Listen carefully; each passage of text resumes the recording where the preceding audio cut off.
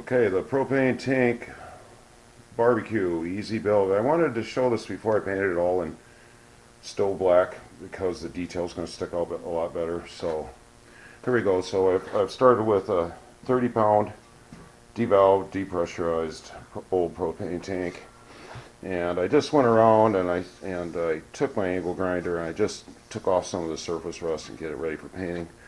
And I've left the base on it.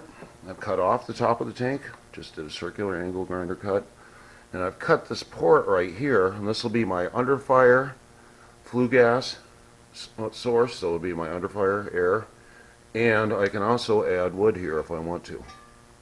And on the bottom, I've simply made 3 bolts for legs with washers and threaded them in.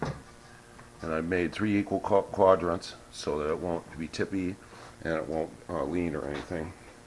Heavy duty grating for my grill, be removable to add wood.